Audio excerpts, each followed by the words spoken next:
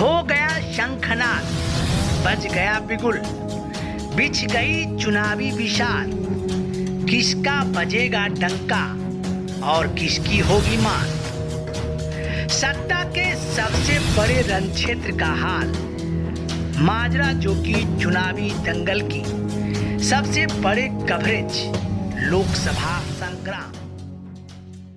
नमस्कार, आप देख रहे हैं ऑन न्यूज भारत। आज लोकसभा चुनाव के दूसरे फेज का मतदान हुआ। कुल 5 लोकसभा क्षेत्रों में आज मतदाताओं ने अपने अपने मताधिकार के प्रयोग किए, जिसमें सभी उम्मीदवार अपने अपने दावे प्रतिदान के साथ अपने अपने मतदाताओं से वोट मांगा। कहां कौन भारी रहा, कौन किस पर कितना भारी रहा, इस मुद्दे पर आपको ले चलेंगे। 5 लोकसभा क्षेत्रों में कौन कहां किस स्थिति में रहा। सबसे पहले मैं आपको ले चलता हूं सीमांचल के वो लोकसभा क्षेत्र जहां मुस्लिम बाहुल क्षेत्र है, किशनगंज। वर्तमान में किशनगंज में डॉक्टर जावेद यहाँ के निवर्तमान सांसद हैं, जबकि जेडीयू से वहां मुजाहिद आलम को टिकट दिया गया है। वहीं ओवैसी की पार्टी को अख्तरुल इमाम ने उम्मीदवार बनाया है। और कुल मिलाकर किशनगंज की बात की जाए तो किशनगंज में मुस्लिम मतदाताओं का झुकाव इस बार भी कांग्रेस प्रत्याशी डॉक्टर जावेद के पक्ष में था, जबकि मुजाहिद आलम जेडीयू प्रत्याशी थे, एनडीए के प्रत्याशी थे और बीजेपी के रुझान मुजाहिद आलम के प्रति नहीं रहा, जिसके कारण डॉक्टर जावेद को लोगों ने काफी रूप से पसंद किया। वहीं अख्तरुल इमाम जो ओवैसी की पार्टी थी, मुस्लिम संवर्ग के लोगों ने ओवैसी पर इस बार विश्वास नहीं जताया, जबकि ओवैसी लंबे समय तक किशनगंज में कैंप करती थी। लोगों ने ओवैसी पर विश्वास नहीं जताया। तो कुल मिलाकर इंडिया ब्लॉक के डॉक्टर जावेद यहाँ सभी उम्मीदवार पर भारी पड़ सकते हैं। तो आपको ले चलेंगे कटिहार। कटिहार में एनडीए गठबंधन से दुलाल चंद गोस्वामी को टिकट दिया और दुलाल चंद गोस्वामी लगातार 2 बार यहाँ सांसद रहे। इस बार इंडिया ब्लॉक से वहाँ कटिहार से पूर्व सांसद रहे डॉक्टर तारिक अनवर को टिकट दिया। यहाँ भी स्थिति ये रही कि जेडीयू के दुलाल चंद गोस्वामी को बीजेपी के जो कार्यकर्ता थे, बीजेपी के जो नेता थे, उन्हें वोट नहीं दिया। कुल मिलाकर वहाँ भीतरघात का सामना करना पड़ा और मुस्लिम, यादव और अन्य जो संवर्ग के लोगों ने डॉक्टर तारिक अनवर को पसंद किया। और कुल मिलाकर कटिहार की बात की जाए तो कटिहार में भी डॉक्टर तारिक अनवर आगे बढ़ता दिख रहे हैं। आपको ले चलते हैं पूर्णिया। पूर्णिया बिहार के एक ऐसा हॉट सीट माना जा रहा है जिसमें पप्पू यादव ने वहां त्रिकोणात्मक संघर्ष को सीधा संघर्ष में परिणत कर दिया। तेजस्वी यादव वहां कैंप किया और कैंप में स्पष्ट रूप से ये कहा कि अगर किसी को वोट देते हैं तो इंडिया गठबंधन में बीमा भारती को दे, या तो फिर इंडिया गठबंधन को नहीं पसंद करते हैं तो एनडीए गठबंधन के उम्मीदवार को दे, दूसरा को नहीं। और यही बात पप्पू यादव के लिए रामबाण साबित हुआ। पप्पू यादव ने सभी संवर्ग के लोगों ने विश्वास जताया। यादव मुस्लिम, पिछड़ा, अति पिछड़ा और कुशवाहा संवर्ग के वोटों में विभाजन हुआ। बीमा भारती और सरवन कुशवाहा जो है आपस में लड़ते दिखे और कुल मिलाकर पप्पू यादव मुखर रूप से आगे बढ़ते दिख रहे हैं। और कुल मिलाकर पप्पू यादव यहाँ एनडीए और इंडिया गठबंधन से आगे निर्दलीय प्रत्याशी यहाँ जीत की संभावना बनी। आपको ले चलते हैं भागलपुर लोकसभा में एक बार फिर अजय मंडल को जेडीयू ने टिकट दी। यहाँ भी जेडीयू को भीतरघात का सामना करना पड़ा। गोपाल मंडल जो गोपालपुर के विधायक है वो भी टिकट लेना चाहते थे, लेकिन इस बार नीतीश कुमार ने गोपाल मंडल को टिकट सांसद के लिए नहीं दी। यहाँ जेडीयू के कुछ लोगों ने भीतरघात करते हुए अजीत शर्मा को अपना विश्वास जताया और अजीत शर्मा को वोट देने में काम किया है। आपको बता दें कि अजीत शर्मा भूमियार संवर्ग से आते हैं, तो अजीत शर्मा को यादव, मुस्लिम, भूमियार, ब्राह्मण और कुछ शहरी क्षेत्र के लोगों ने इन्हें पसंद किया है। कुल मिलाकर भागलपुर में भी इस बार बाजी पलट सकती है और भागलपुर से अजीत शर्मा जीत सकते हैं। ऐसा कि और टीम ने वहां जब अध्ययन किया, लोगों के बीच गया और लोगों से पूछताछ किया तो कुल मिलाकर स्पष्ट होता है कि अजीत शर्मा एनडीए के उम्मीदवार अजय मंडल पर भारी पड़ता दिख रहे हैं। आपको ले चलते हैं बांका लोकसभा क्षेत्र। बांका लोकसभा क्षेत्र में जादव संबंध के दो उम्मीदवार हैं। इंडिया गठबंधन से प्रकाश नारायण यादव जो कि बांका के पूर्व सांसद रहे हैं, दूसरा गिरधारी यादव जो निवर्तमान सांसद हैं जेडीयू के। इस बार बांका बहुत दिलचस्प मामला है क्योंकि यादव संबंध से जयप्रकाश नारायण यादव आते हैं, गिरधारी यादव भी यादव संबंध से आते हैं, तो यादवों के वोट में विभाजन है। और जेडीयू का जो कोई पूर्वी धान संबंध है वो गिरधारी यादव को सांसद बनाना चाहते हैं। यहाँ सबसे बड़ा निर्णायक वोट राजपूतों का है, छत्री समाज के लोगों का है। अब देखना यह है कि छत्री समाज के लोग जयप्रकाश नारायण यादव को पसंद किए हैं या गिरधारी यादव को पसंद किए हैं।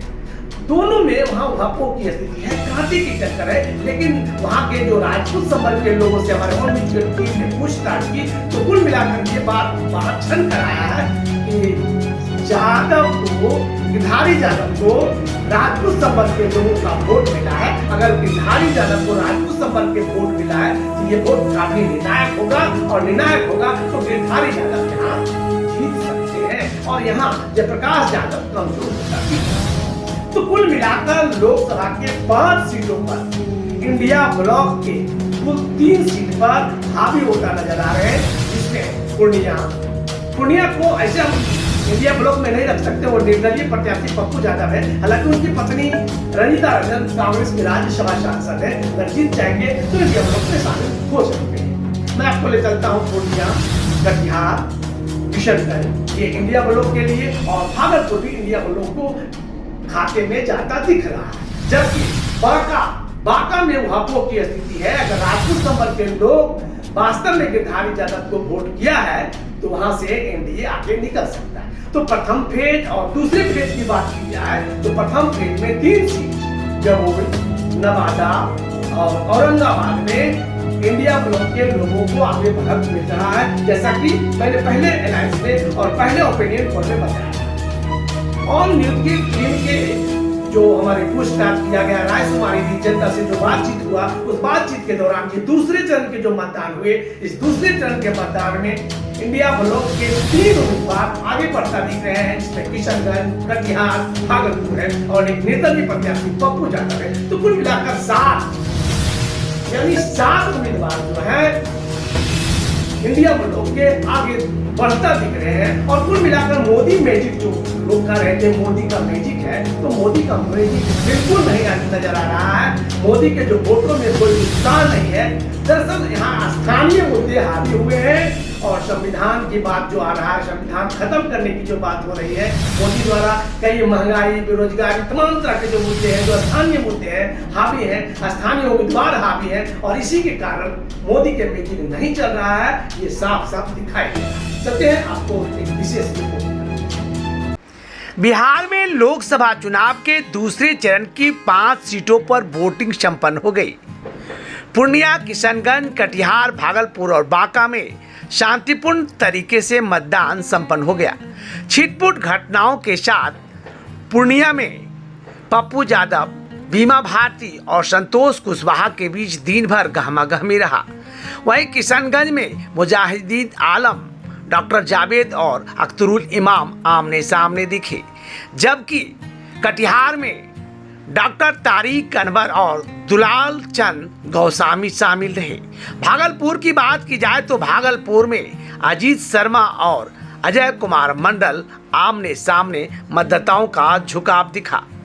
जबकि बांका की बात की जाए तो बांका में गिरधारी यादव और जयप्रकाश नारायण यादव के समर्थक आमने सामने अपने अपने मताधिकार के प्रयोग करते नजर आए।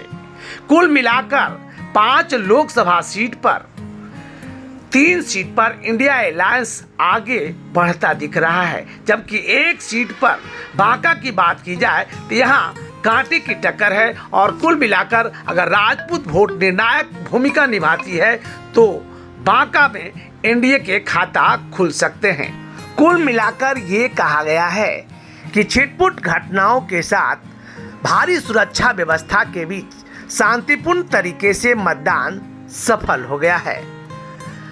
5 लोकसभा सीट पर 3 सीटों पर इंडिया अलायंस, 1 सीट पर एनडीए और 1 सीट पर निर्दलीय प्रत्याशी की जीत संभव हो सकता है।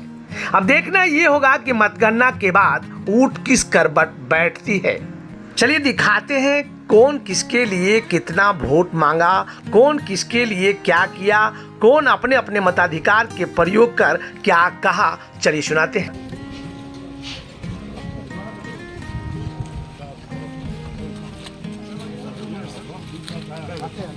लौट गया।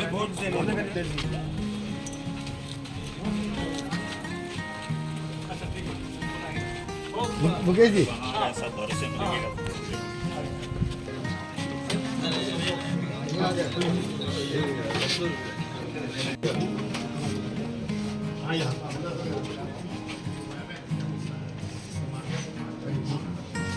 इधर इधर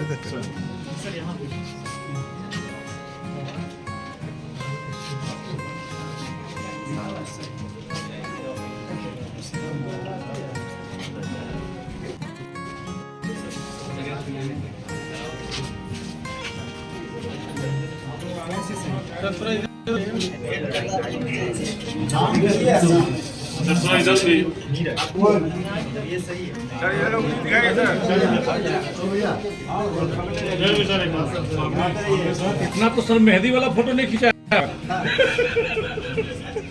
चलिए हो गया मतदान के प्रतीक मतदान देने आए हैं। उसका उद्देश्य देखिए, हर 5 साल के बाद हमारे देश में संवैधानिक व्यवस्था ऐसी है कि चुनाव होता है, चाहे वो पार्लियामेंट का हो, असेंबली का हो, पंचायती राज का हो, किसी का भी हो।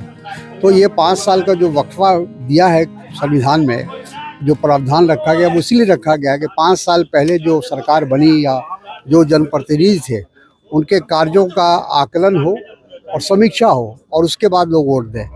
तो जो मेरा अपना अंदाज़ा है या जो मेरी अपनी समीक्षा वो ये है कि 10 साल मोदी जी को मिला है और 17 साल नीतीश जी को मिला है और हमारे जो यहाँ से सांसद रहे उनको 5 साल मिला है।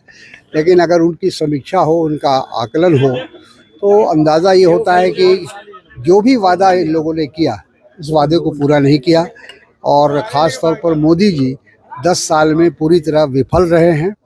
इनकी एक भी उपलब्धि नहीं गिनाई जा सकती है किसी भी क्षेत्र में। तो इससे साफ जाहिर होता है कि वो एक जिसको कहा जाए कि ज़ीरो परफॉर्मेंस प्रधानमंत्री रहे हैं। सर देखा जा रहा कि जितने भी मतदान केंद्र है काफी कम लोग निकल के आ रहे हैं सर।